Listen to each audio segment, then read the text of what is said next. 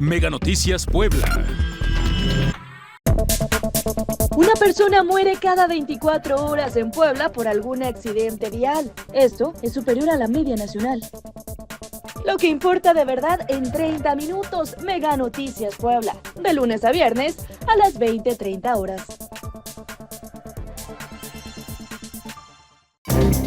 Más allá de la noticia, exponemos a la realidad.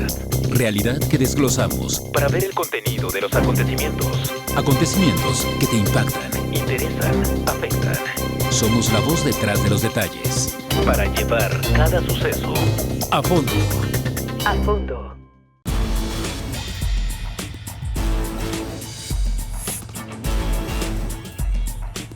Mega Noticias Puebla.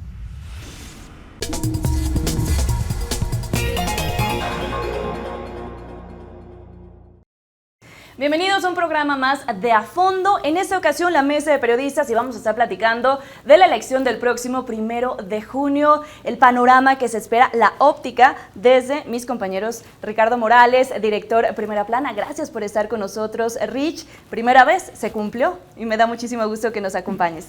Tania Damián, directora Ángulo 7, también qué gusto que estés aquí con nosotros. Y Luis David García, director de Paralelo 19, justo para platicar de lo que nos espera. Estamos a un poquito más de 2 semanas de una elección histórica. Son 881 cargos, son muchísimos candidatos. Creo que varios de nosotros hemos visto algunas de sus ridiculeces, incluso en redes sociales. Pero, ¿cuál es tu óptica de primer paso, Rich? Lo que vamos a ver, la participación de la gente, ¿está bien informada? ¿Se ha compartido la información suficiente? ¿Tú cómo lo ves? Gracias, mi querida Lidia, y antes que nada saludo Tania, saludos Luis David, y saludos a tu auditorio, que tengan muy buena noche. Bueno, un primer apunte, tú lo comentabas, se trata de una elección histórica. México va a ser de los pocos países en el mundo que va a elegir a través del voto popular a sus jueces. Estaba revisando y bueno, pues solo Estados Unidos, Japón, Suiza y Bolivia son los únicos países en el mundo en donde se elige, no igual que México, pero sí en una forma más o menos similar, a través del voto de las personas, a quienes van a ser nuestros representantes y encargados de administrar la justicia en nuestro país. Sin embargo, me parece un despropósito total esta elección del Poder Judicial de nuestro país. Sabemos de antemano que desde el año pasado, en el mes de septiembre, cuando se lleva a cabo la reforma para hacer todo este proceso, pues ya sabíamos, ¿no?, de antemano que había un interés por maniatar, por sujetar al Poder Judicial de nuestro país, que fue el único que se rebeló ante el expresidente Andrés Manuel López Obrador, y específicamente la ministra Norma Piña, ¿no?, la ministra presidenta, que fue una piedra en el zapato para el presidente López Obrador. De tal forma que hoy, que se va este proceso, en donde hay 881 puestos en juego, pues la verdad es que muy pocos mexicanos, en primera, lo saben. Exactamente. Segunda, no saben ni cómo se va a votar, ¿no? Incluso nosotros, que estamos dentro del medio, pues no sabemos, ¿no? Yo la verdad desconozco a la mayoría de los perfiles, ni me ha interesado meterme al portal del INE, en donde está conoce a quienes participan, y se me hace un mundo 881, ¿no? Y si de por sí en elecciones, en donde está para elegir a tus autoridades, hay muy poco interés. Ahora imagínate en esta, ¿no? Yo no me imagino qué va a pasar el próximo 1 de junio, ¿no? Y una de las principales razones de hacer todos estos cambios en el Poder Judicial, la reforma, fue para combatir la corrupción, recordarán. ¿Y creen que realmente, Tania, justo con esta elección se va a combatir? Desde un principio veíamos las irregularidades que se fueron presentando, ¿no?, en el proceso. ¿Y con esto se acabará? ¿Sí se necesitaba cambiar el Poder Judicial? Sí. Pues hay diferentes ópticas, ya mencionó el periodista Ricardo Morales su visión.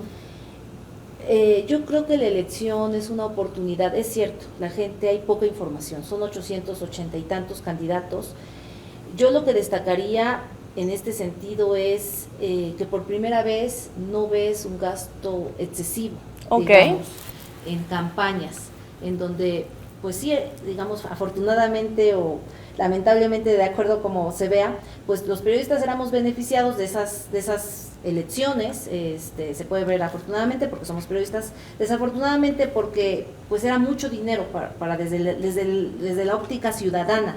gastado en elecciones. Yo me he dado la tarea de entrevistar a varios candidatos, abrir los micrófonos. Tengo un programa, es YouTube, no es muy masivo, pero finalmente lo hice con el fin de pues de escuchar, y lo que me dicen los candidatos es que pues están caminando. Hay muchos del Poder Judicial en donde dicen pues no nos habíamos dado cuenta lo que piensa la ciudadanía.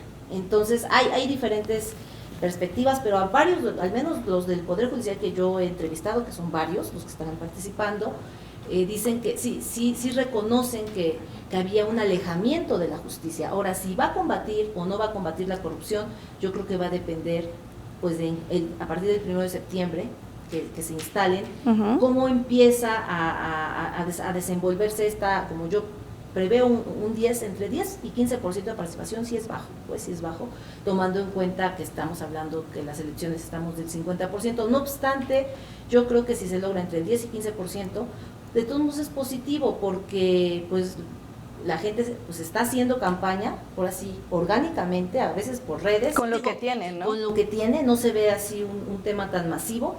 Y además, pues lo que se avisora es que va a haber entre candidatos del Poder Judicial que sí están compitiendo y de afuera. Entonces puede haber como que una configuración nueva interesante, ¿no? Entre la experiencia, porque sí hay varios candidatos del Poder Judicial, y entre la gente pues que viene de afuera, que algunos critican que pueden ser morenistas y que aseguran que son más sensibles socialmente. Lo que sí es un hecho es que el Poder Judicial estaba alejado de la gente, no solo el federal, sino el local. Y una de las críticas principales que se recibieron, pues es que era más el local el que tenía más, digamos, corrupción. Sin embargo, a nivel federal no podían tocar el local, o sea, no podían hacer una reforma porque no tenían la jurisdicción. Entonces, pues ese fue uno de los argumentos del expresidente Andrés Manuel López Obrador, pues de iniciar con la federal. Luis David, ¿qué opinas? Pues bueno, abonando un poco, antes que nada, Lidia, gracias por el espacio, la oportunidad que Ricardo, Tania. Abonando un poco, y como bien lo mencionaban, son 881 cargos federales. Sin embargo, en lo local, en 19 estados, se van a jugar 2,000 cargos más. Estamos hablando que en distintos estados, por ejemplo, en la Ciudad de México, se van a votar 138 cargos de elección en distintos, en distintas boletas. Ellos, por ejemplo, estarían recibiendo 3. En el caso de Puebla, pues creo que hay muy poca información, y no solamente en Puebla, sino a nivel federal. Creo que la ciudadanía o la disyuntiva de la ciudadanía, de la sociedad, está entre esta pregunta que ha estado realizando, digamos que las figuras de oposición, en si realmente es una elección que acerca, como lo mencionabas, Tania, la democracia al Poder Judicial, que la socializa, que la hace más cercana al pueblo, o si bien se va a estar validando lo que sería pues una intentona por parte del gobierno federal de controlar el poder judicial, ¿no? Como bien lo mencionabas, se ha señalado no solamente de perfiles que están cercanos a ciertos partidos políticos, sino de perfiles que inclusive están vinculados con el crimen organizado, con distintas asociaciones, con sociedades civiles que tienen a lo mejor no el interés como tal de llevar o de acercar la justicia a la ciudadanía, sino de beneficiarse, y de que esas malas prácticas que se señalaron en su momento por parte del propio presidente, pues ellos aplicarlas y tener esos beneficios como prebendas por participar en el cargo.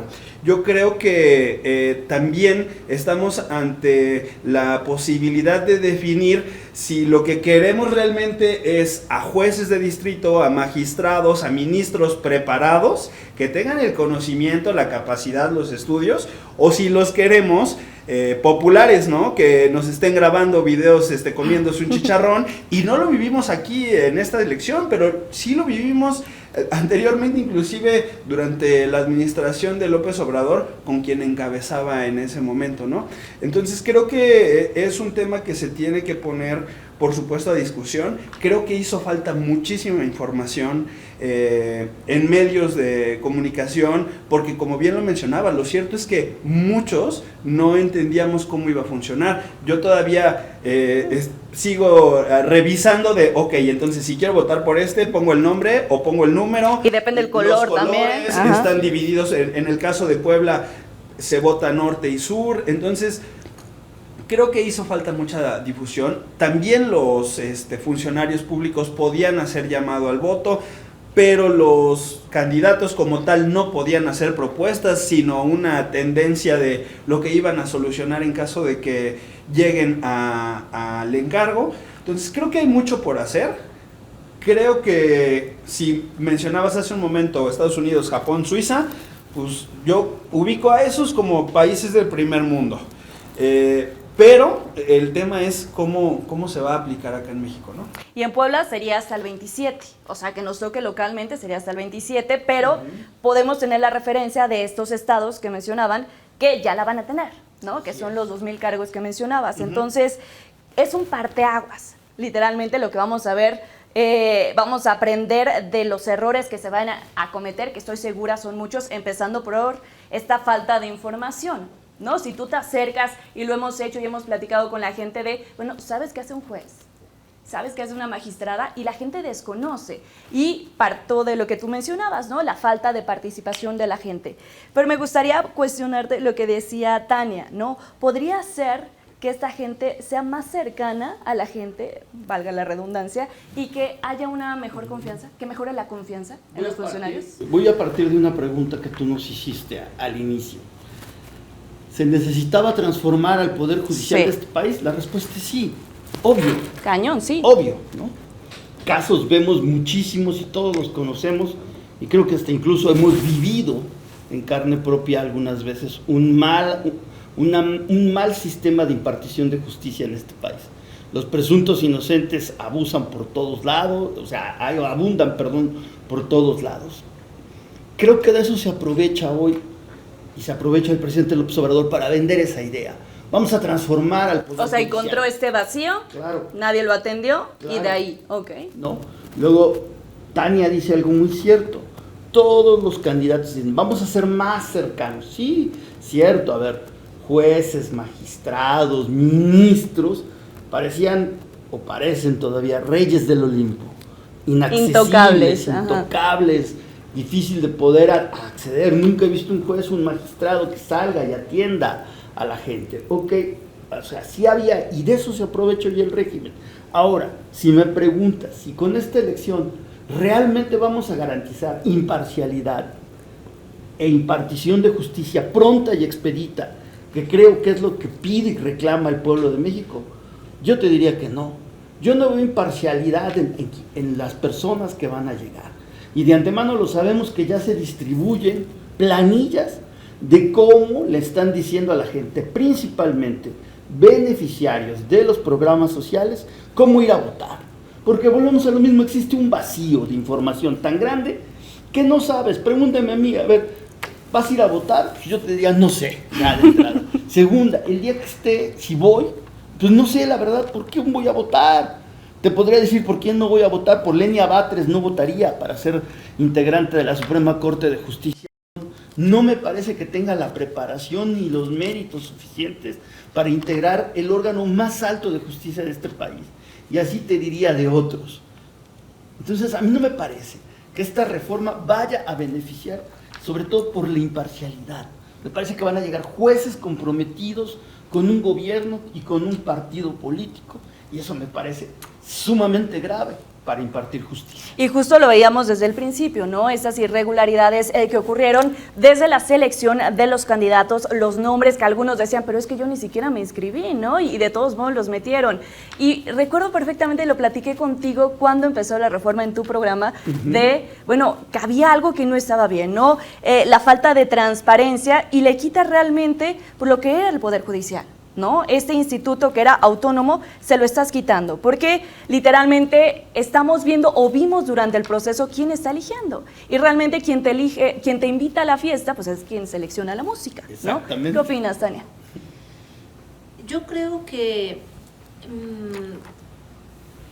pues yo no me atrevería a decir que de entrada sería como algo negativo. Yo creo que el régimen actual político tendría muy claro que si mete, digamos, gente incapaz, insensible, pues está cavando su propia tumba.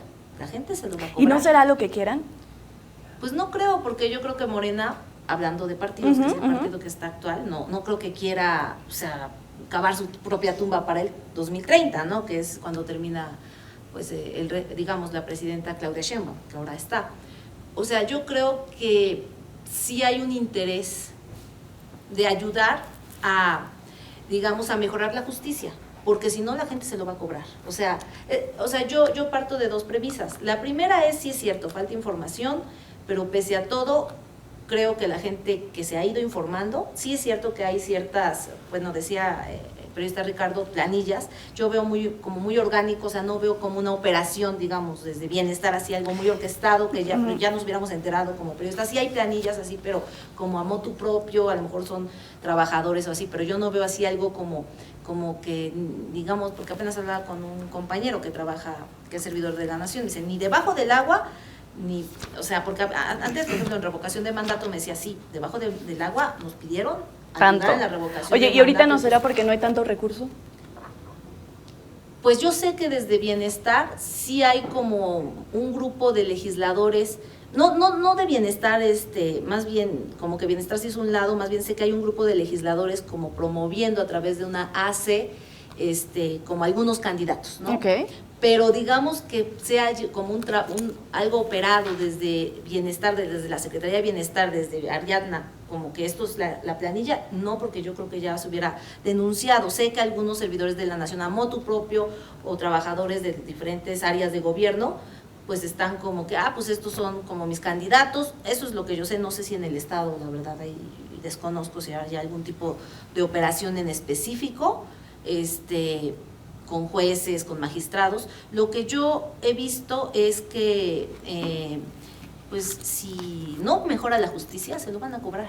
O sea, yo no creo que la apuesta de Morena, o sea, así como hablando de políticos, o sea, vamos a optar todo el Poder Judicial para que la justicia esté a nuestras expensas y entonces todo me tienen que, digamos, me tienen que consultar si este caso le damos luz verde o si damos esta sentencia. Sería un cuello de botella extremadamente, pues, complicado, y entonces en lugar de agilizar la justicia se va a alentar que todo lo tengan que estar consultando. Yo creo que, pues, que eso lo tiene claro el régimen actual. Entonces, sí es una apuesta complicada porque, pues, hay poca información, pero no creo que sea así, o sea, que sea una apuesta, digamos, de que todo esté todo está mal, controlado y todo tiene que pasar por un visto bueno de no sé quién, de alguien de la Federación o no sé, del Estado, porque entonces si de por sí la justicia es lenta, entonces voy a hacer una sentencia contra alguien y yo no pueda tomar una decisión como juez o como magistrado, pues se va a alargar. Va a ser peor, y entonces la gente se lo va a cobrar. O sea, yo no creo que la gente, o sea, por más la gente,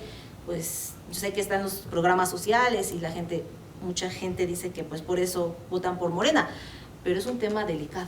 Pero estamos acostumbrados a verlo, ¿no? Durante elecciones normalmente, ¿no? ¿Cómo se lo cobraría a la gente? Pues mira, en primera instancia yo he visto a gobiernos, tanto federales como locales, tomar determinaciones para no afectar su popularidad.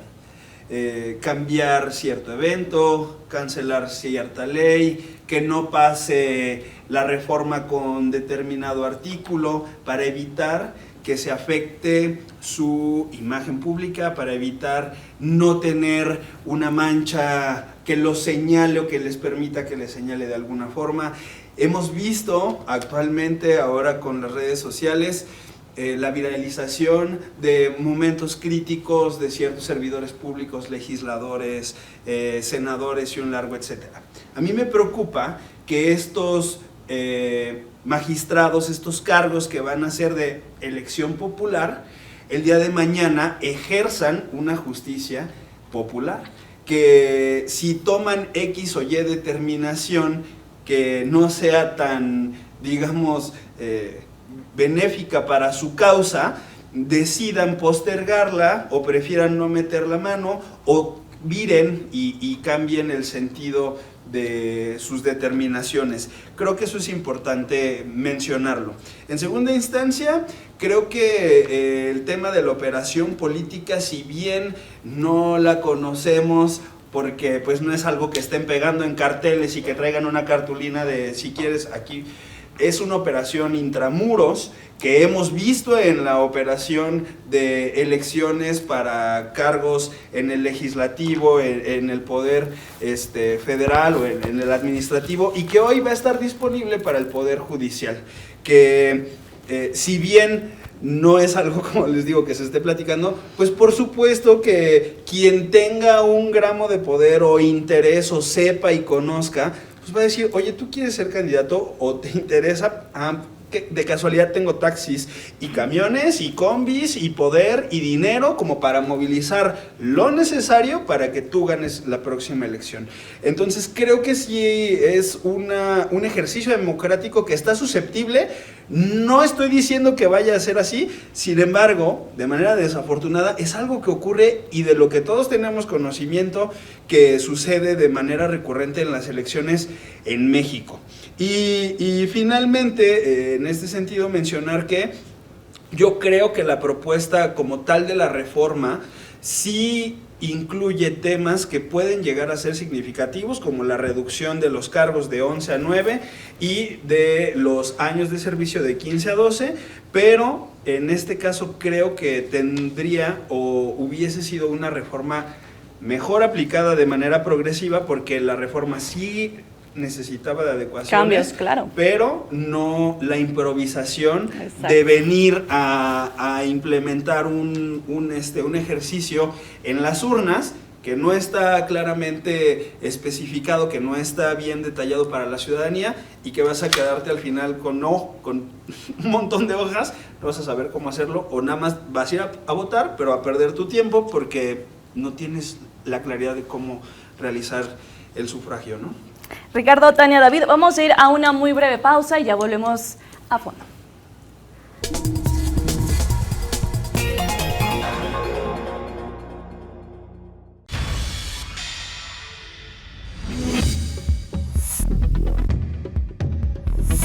Mega Noticias Puebla.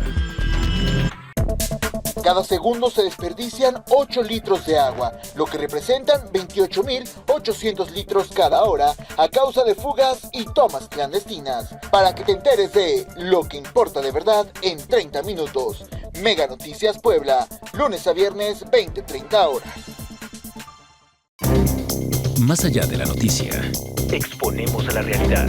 Realidad que desglosamos Para ver el contenido de los acontecimientos. Acontecimientos que te impactan. Interesan, afectan. Somos la voz detrás de los detalles. Para llevar cada suceso A fondo. a fondo.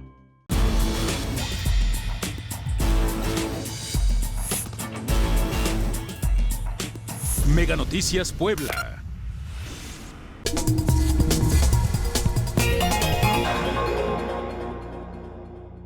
Gracias, regresamos a fondo, seguimos platicando de la elección al Poder Judicial y hay un dato interesante.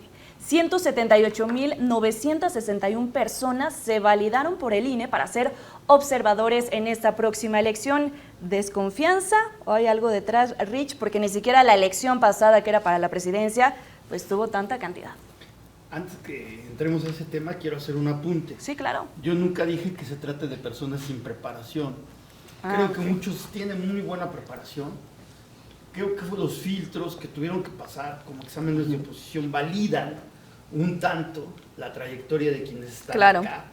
El tema de la tómbola, por supuesto que no me parece, o sea, se me hace demasiado desafortunado, aunque muchos dicen, bueno, realmente evita las suspicacias de que yo metía un recomendado, ¿no? Bueno, eso es lo que ellos dicen para tratar de validar este proceso, ¿no?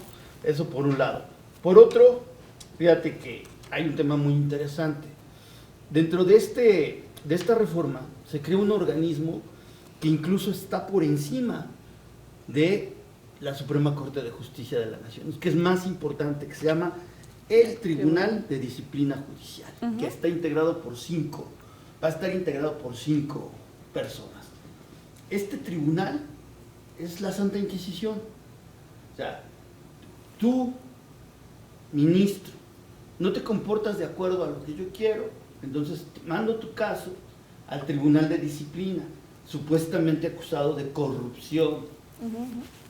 Y este tribunal del Santo Oficio va a ser el que se va a encargar de decir si estuviste bien o no estuviste bien.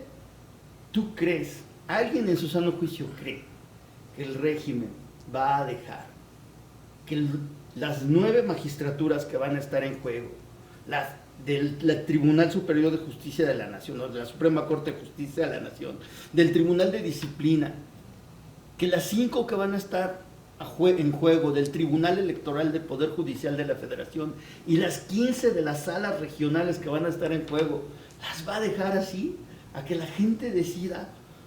Desde mi punto de vista sería ser demasiado ingenuo creer que así va a ser, ¿no? Ahora, retomando el tema de los observadores electorales, es una gran experiencia. Yo arranqué diciendo que se trata de un proceso inédito. Este es el proceso más grande de todo el mundo, ¿eh?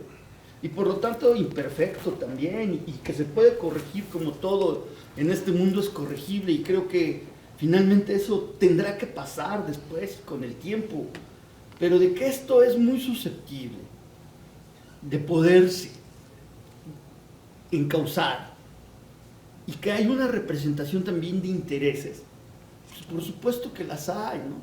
Y es muy válido. Mira, en Estados Unidos, por ejemplo, se eligen jueces, se eligen magistrados, y hasta las empresas son las que participan, como también para elegir a representantes, tanto en la Cámara de Representantes como en la Cámara de Senadores, que ya no son diputados, son representantes. ¿Por qué? Porque las empresas litigan leyes que a veces les pueden beneficiar o que van en contra, ¿no?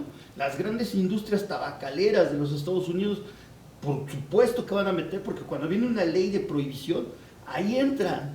Entonces, tal vez más adelante se va a perfeccionar mucho este tema. Claro, ¿no? Y debe de. Y debe de. Pero de que hoy va a haber muchos intereses detrás de todo esto, pues por supuesto, porque es mucho lo que está en juego, ¿no? La administración de justicia, con todo lo que conlleva. Y mira qué interesante la participación de los observadores.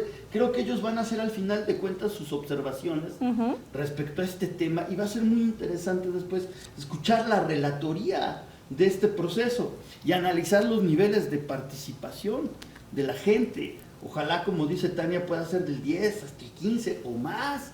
Esto le daría mucha validez a lo que va a pasar, ¿no? Total. Porque entre más gente salga a votar, pues más representativo puede ser esto. Yo dudo, la verdad. Creo que va a ser algo muy similar a la revocación de mandato, en que a lo mejor se alcanzará un 9 o 10% del total del padrón, ¿no? Y son un montón de casillas, son más de 80,000 casillas las que se van a instalar para este proceso, ¿no? Y veíamos, incluso tú arrancabas, bueno, si me preguntas a mí, no sé si voy a ir a votar, pero si hay personajes, por ejemplo, tanto Vicente Fox como Xóchitl Gálvez, que en distintos eventos han mencionado, no salgan a votar, ¿qué panorama nos daría, Tania?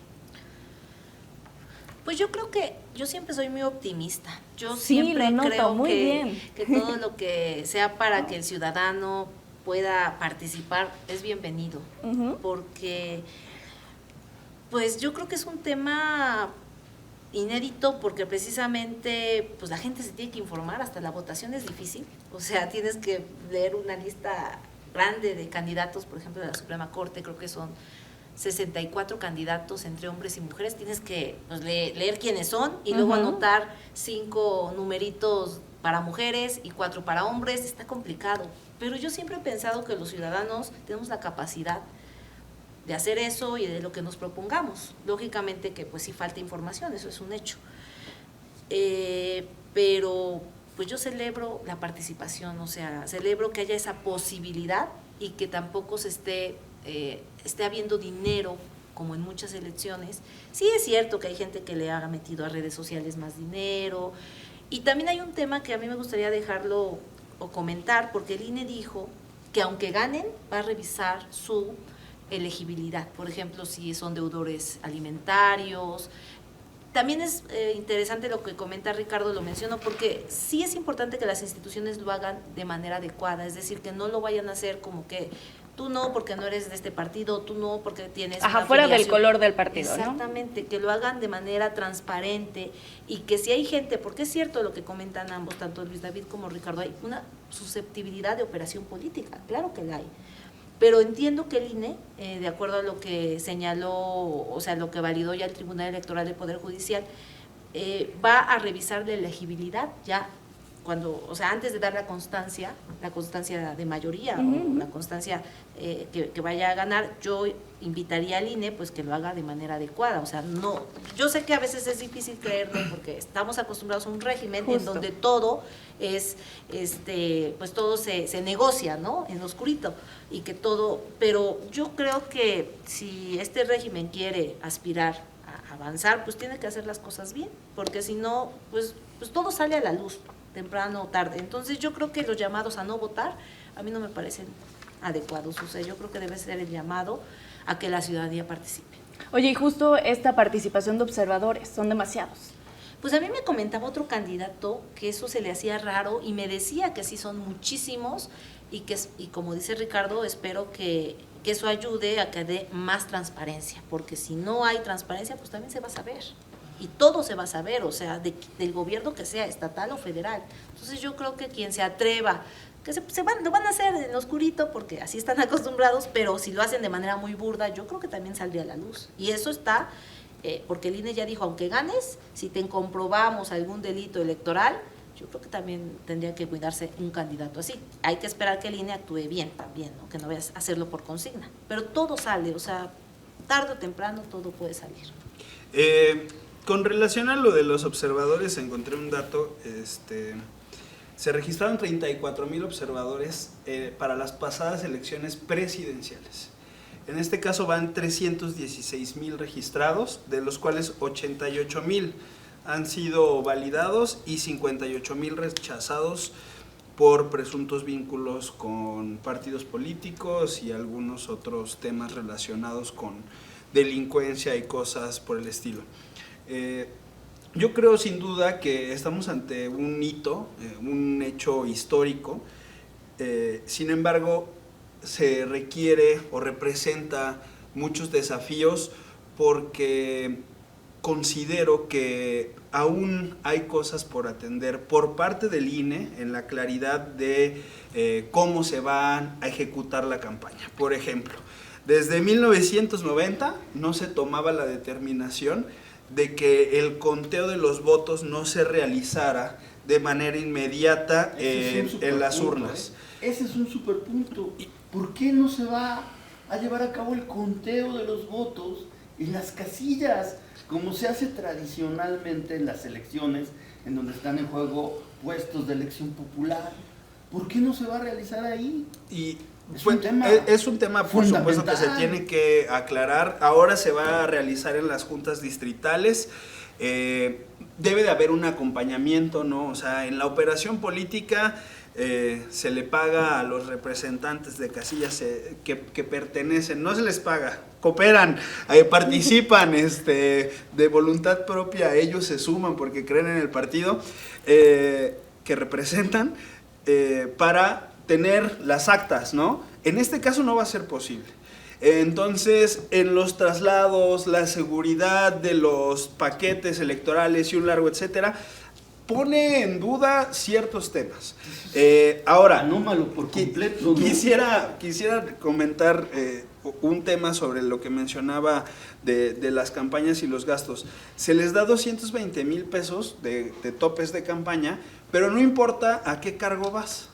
O sea, tú puedes participar para ministro o para magistrado, tenías la misma cantidad. No, perdón, para ministro es mayor, es 1,000,000 y para jueces entiendo que sí son 220,000. Ok, ahorita mismo lo reviso, gracias por la anotación, pero el punto es que con la idea de que participen, de que hagan campaña, muchos no habían hecho campaña y lejos de que no estén preparados, si no hay este ejercicio porque no saben si imprimir flyers o meterle a redes. ¿Cómo hacerle? Y si le meten a redes, tienen que recibir una carta de invitación. Y si y un largo etcétera, que no solamente ha complicado el flujo de la información con la ciudadanía, sino las propias campañas de los aspirantes, ¿no? ¿No te parece totalmente ridículo? 1,000,000 de pesos. Sí, sigue siendo para ínfimo. Para hacer campaña por todo el país, cuando vas para ser ministro de la Suprema Corte de Justicia de la Nación. Y aparte de competir contra tantos. Y que ¿no? estás compitiendo contra tantos. Digo, sí, es un tema de no derroche, no dispendio, como lo decía Tania, Pero es ridículo, 1 millón de pesos, ¿para qué te sirve? ¿Para qué te alcanza? Y 200,000 pesos, en caso de que vayas para juez, ¿de qué te alcanza? No, pues para Como pagar tú los dices, aviones. A lo mejor haces unos flyers y ya te acabaste todo. Ujú. O vuelves o generas, porque al final del día también eso es cierto. O sea, sí, no lo registras en tus gastos de campaña y generas actos de corrupción y actos indebidos. Que es lo que se busca combatir. Exacto, entonces ¿No? pues Y es todo un entonces tema. vas a ser juez cayendo en actos indebidos. Pues pareciera. Yo, por ejemplo, les pregunto a ustedes qué les pareció la tragedia del buque de la escuela militar, de la naval, el buque Cuauhtémoc que choca contra el puente de Brooklyn. Y previo a eso se da a conocer que había una señora que estaba haciendo activismo Ajá. a favor de De Elena Morena. Batres. Ajá. Descarado. ¿Eso quién lo pagó? ¿De dónde salió? ¿De dónde salió? ¿Por qué lo permite el INE? O sea, hay situaciones que la verdad es que a mí sí me parece que pueden ser una burla y que finalmente el proceso se tendría que perfeccionar en este sentido, en el de topes de campaña, Claro. el de no permitir estas Sí, cosas, ¿no? porque yo, abonando un poco a lo que mencionas, porque pareciera que ante los señalamientos, las críticas, la puesta de los datos aquí, trajéramos como una opción de decir, no voten, no, al contrario, voten, participen, hagan Salgan, democracia, ajá. salgan, pero autoridades ayuden a que los procesos sean claros, a que la ciudadanía pueda participar de la forma correcta. Yo sí estoy a favor de la democratización, yo sí estoy a favor de la participación ciudadana. Considero que no solamente en esta es un hecho fundamental que se abra la justicia, que se acerque a la ciudadanía. Acabamos de vivir también una jornada histórica de manera reciente con la elección de la primera presidenta de México. Hubo una extensa participación. Deberíamos sí de continuar con estos ejercicios que permitan que la ciudadanía todo el tiempo salga a manifestarse y diga, ok, esto sí lo quiero, esto no lo quiero. Sin embargo, pues no te prestes a la duda, o sea, tan sencillo, vamos a votar, órale, vamos a votar, pero que se cuente, que se sea claro, que haya transparencia y que haya resultados, ¿no? Abre realmente el proceso, sea Exacto. realmente algo democrático. Y eso hasta que pase es que podemos determinar si sí o no lo cumple, Sí, ¿no? porque finalmente regresamos a la pregunta de origen. ¿Se necesitaba modificar el Poder Judicial? Claro, Sí. claro. Si hay algo que estaba lleno de corrupción es precisamente el Poder Judicial, y ahí sí, y no se equivocó López Obrador al escoger el tema. Sabía perfectamente que era indefendible. Claro. Si hay algo corrupto en México ha sido el Poder Judicial. Había de toda la vida. Había ya brothers determinados ahí de manera casi vitalicia. Y lo que decían, los hijos de los jueces Sí, ya casi eso es se cierto. heredaban las Ajá, sí posiciones, pasaban, ¿no? Sí, De sí, uno a Sí, otro. sí, sí. Yo creo que eso también es importante señalarlo en favor de lo que origina O sea, no- este tema. No es malo, finalmente, como tú lo comentas. Solo la democratizar. forma en cómo la están realizando forma, es para lo mí. que genera, sí, igual, lo que genera duda. Tania, ¿tú qué opinas? Yo daría el beneficio de la duda. Sí Ok. es cierto, hay varias cosas, por ejemplo, que yo que he entrevistado a candidatos que son parte del Poder Judicial, me dicen, bueno, es que nosotros nos dieron la oportunidad de participar y trabajamos. O sea, ellos están en Ajá, labores, son sí, secretarios sí, o son, bueno, sí, hasta magistrados que quieren, digamos, refrendar por voto popular. Y me dicen, pues, o sea, no podemos, no tenemos, aunque nos dijeron que podemos usar, por ejemplo, 1 millón de pesos con un magistrado de Oaxaca que quiere ser candidato, o sea, ministro de la Suprema Corte, pues no tenemos ni siquiera ese dinero, y sí deberían de dar un tope de campaña y fiscalizarlo, me decía, por ejemplo, ese candidato, o sea, porque hay candidatos que a lo mejor sí se pueden endeudar con el 1 millón de pesos y hay candidatos que ni siquiera podemos tener el 1 millón de pesos, es decir, está como muy al azar, muy, o sea, sin una regla clara, y eso sí podría ser, o sea, sí se necesita ser perfectible. Ahora, si va al final el Poder Judicial ser mejor o ser peor, yo sí diría que tendríamos que checarlo. Ajá, después ya del cuando 1 de pase, septiembre, claro. o sea, no hacer digamos, una opinión a priori. Es cierto que se tiene que perfeccionar, Sí. y pues también esto que decía Ricardo del tema del buque Cuauhtémoc, escuché una explicación en la mañana que la gente se podía subir y podía hablar. Pues, claro, pues eso no lo sabemos, se supone que están haciendo las investigaciones. Sería cosa de saber qué sucedió. A bote pronto, pues sí se puede decir cómo se está hablando, digamos, arriba del buque a favor de una candidata. Sin embargo, pues sí se tendría que investigar qué es lo que pasó. ¿Qué fue lo que ocurrió, no? Oigan, y yo creo que algo que también caracteriza las jornadas electorales es la violencia. Ahorita no hemos visto algo o algún foco rojo, como por ejemplo lo que está ocurriendo en Veracruz, ¿no? ¿Cómo lo ves ya para concluir? Ya vamos a cerrar el programa, Rich. Conclusión y lo que esperas del panorama. Bueno, en torno a la violencia, ojalá no se presente. No lo hemos visto hasta ahora, ¿no? Ojalá no. Y que afortunadamente que ninguno de los aspirantes que está en campaña vaya a resultar, porque también hay que cuidar eso, ¿no? O sea, no se vayan a querer despachar a alguien, ¿no? A mi adversario, ¿no? Como lo estamos viendo, dice en Veracruz. Ajá. Muy bien, ¿no? Y en conclusión, es un proceso inédito, la primera vez que va a pasar. Bueno, dicen que en la época de Juárez hubo elecciones, ninguno de nosotros lo vivió. Lo podemos corroborar. Lo podemos corroborar, pero bueno.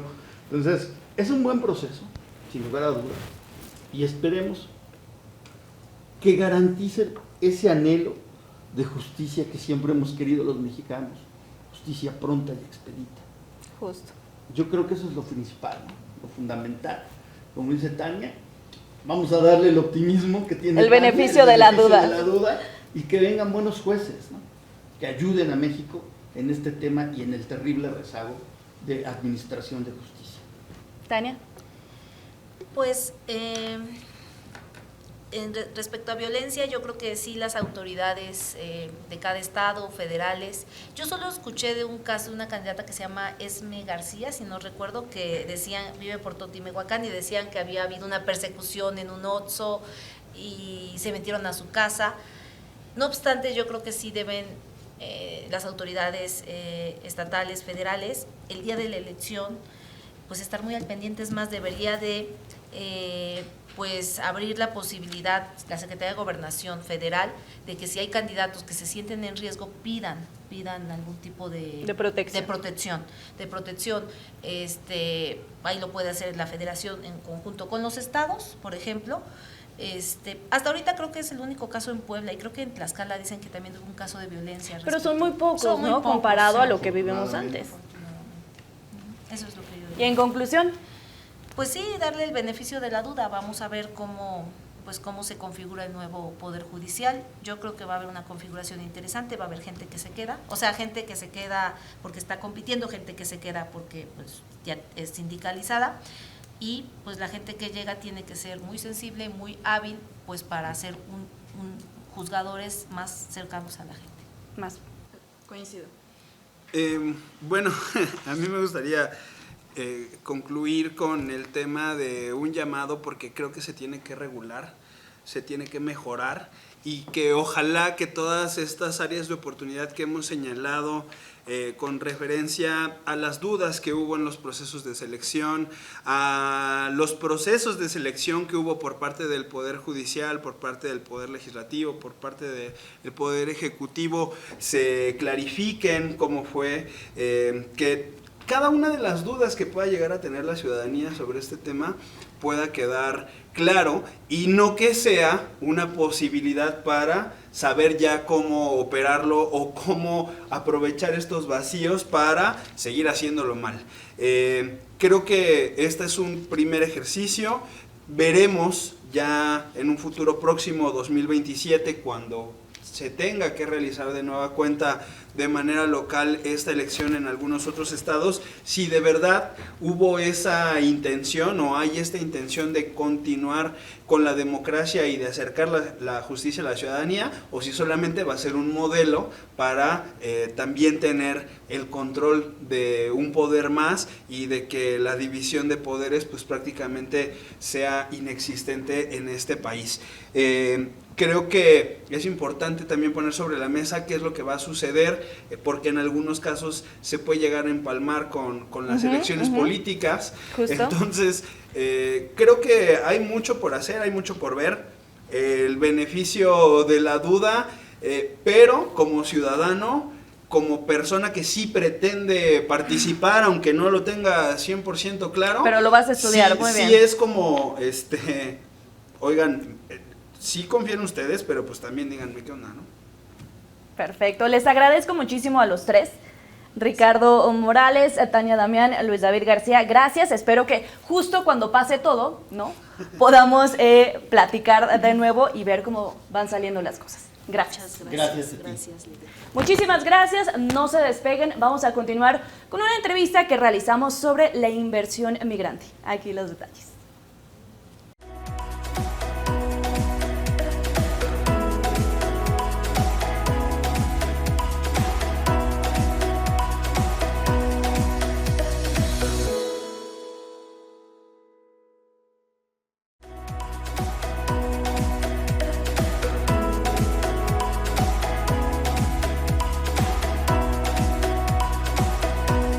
Los temas que se discuten en Estados Unidos en este momento, parcialmente, deberían de interesarle solamente al gobierno de los Estados Unidos. Creo que no hay forma, no hay manera de poder introducirnos en la política de los Estados Unidos si no eres estadounidense. El factor económico que ahorita se está viviendo en Estados Unidos relativamente es de miedo a todos los términos, miedo a la inversión, miedo al crecimiento, miedo a salir. Pero las políticas que se manejan dentro de Estados Unidos no son tan malas como se han manejado, por ejemplo, con el expresidente Obama o con el expresidente Biden. Si tomamos los números reales de lo que hizo Biden comparado con lo que está haciendo Trump, en el mismo término, Trump va muy abajo. Trump es una de las personas más calificadas en el sistema de inversión. Y eso viene a la pregunta que me hiciste de la inversión migrante. ¿Por qué? Porque el presidente Trump sabe que la inversión es lo que mueve las economías de cualquier sistema. Entonces, tiene que dejarle esa parte de inversión a sus inversionistas dentro de Estados Unidos, desde los más pequeños hasta los más grandes, porque todos utilizan la fuerza laboral migrante. Todos, en todas las plataformas, ¿no? Entonces, necesariamente él conoce las necesidades. Ya no hablamos de necesidades de migrantes, sino de necesidades de inversión para los propios connacionales americanos. Entonces, no se puede tapar, no se puede cortar un pie. Las políticas que se están manejando en este momento en términos de inversión para los migrantes, creo que relativamente van a ser más grandes porque te están obligando a documentarte. Y si te documentas, tienes más oportunidades. Porque si el banco sabe quién eres, seguro te van a dar más préstamos.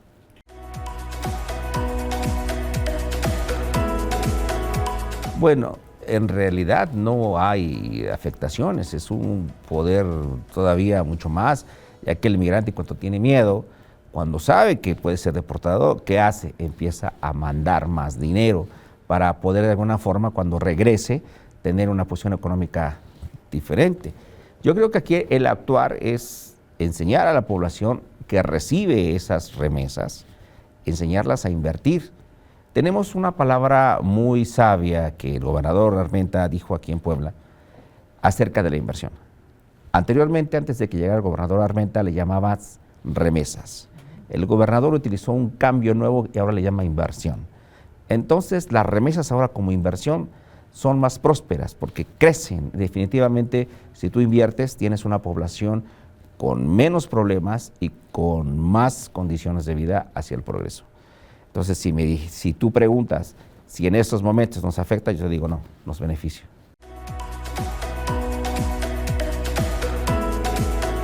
Hacia Estados Unidos no tiene afectaciones. Cuando algo aprietas, cuando algo está mal y lo compones, tienes mejores resultados. La migración en este momento, el presidente Donald Trump nos está obligando a los migrantes a prepararnos en todas las índoles. Primero, el conocimiento de las leyes, el conocimiento de oportunidades. Una vez que conoces las leyes y se abren oportunidades, tienes más crecimiento. En realidad tienes un camino más grande porque empiezas a tener visión de ir más allá de donde estabas. Entonces, Estados Unidos no tiene el problema. Al contrario, va a tener migrantes más calificados, migrantes con mejores oportunidades, migrantes que van a estar preparados o que ya se están preparando o que ya están preparados para ese cambio que viene a los Estados Unidos. Es ganar, tanto los países que ahora van a poder mandar migrantes preparados, como los países que los van a recibir, porque ya hay una preparación, ya hay un camino.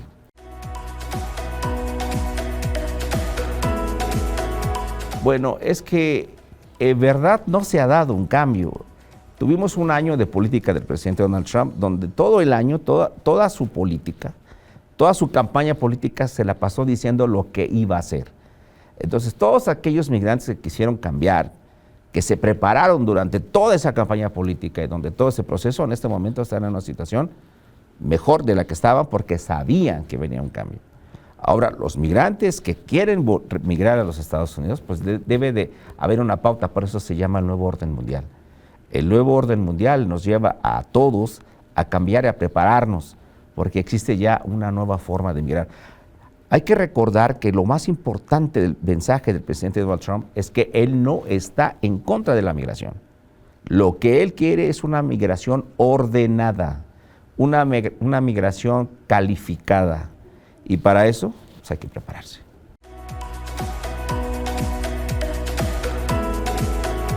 Pues mira, es que es unas ramas tan extensas. Los Estados Unidos, como cualquier país de primer mundo y más Estados Unidos, tiene muchos programas. De un artículo sacas muchas vértebras. Entonces, hay que preguntarse primero al migrante, quiero migrar a Estados Unidos, quiero migrar a otro país, quiero ir a migrar a otra parte, ¿ok? ¿Cuál es mi preparación? ¿A qué voy a ir a otro país, a otro lugar, a otras tierras? Desde ahí empieza el primer punto, el nuevo orden mundial. Cuando hablamos de un orden mundial, hay que entender el cronograma de cómo se viene el orden mundial. Y el nuevo orden mundial requiere preparación. Verdaderamente los países que se han preparado en este momento están reordenando las ideas y capacidades, no solamente económicas y políticas, sino también sociales. Entonces es un grupo total de una recuperación en todos los aspectos. Y la migración no se va a quedar afuera, tiene que recuperarse.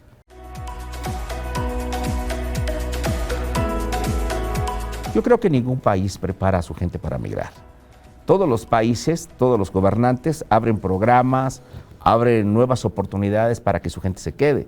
Nadie de ninguna parte del mundo quiere una fuga de cerebros o de capacidades.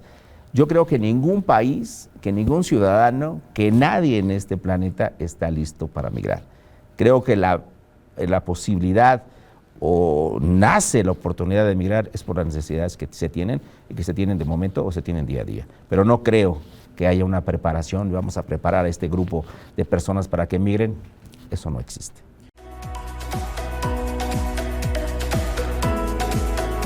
Mundo Migrante nace a través de las necesidades que tenemos los migrantes entre migrantes. Es una asociación que se encarga de anunciar, de llevar la palabra que el migrante necesita, oportunidades. Nosotros en Mundo Migrante somos una organización que conectamos a los migrantes con todas esas oportunidades que están fuera y que ellos no pueden ver.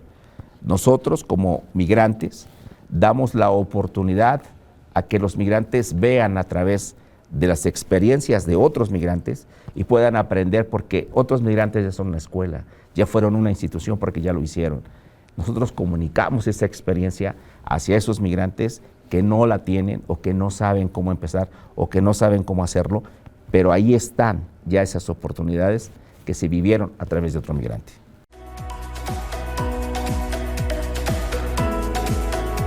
Sí, nos pueden seguir a través de Mundo Migrante en todas las redes sociales y a partir del día 1 de junio entramos en televisión abierta en los Estados Unidos.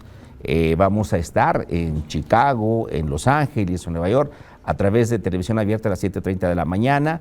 Por ahí busquen a Mundo Migrante, va a ser un programa totalmente nuevo, donde va a haber participación de mucha gente involucrada en la política, en la economía, en lo social, pero que también es migrante y que tiene oportunidades para que todos los migrantes nos preparemos y crezcamos de la forma que realmente deseamos estar en Estados Unidos. Y si nos toca regresar a México, que vengamos preparados.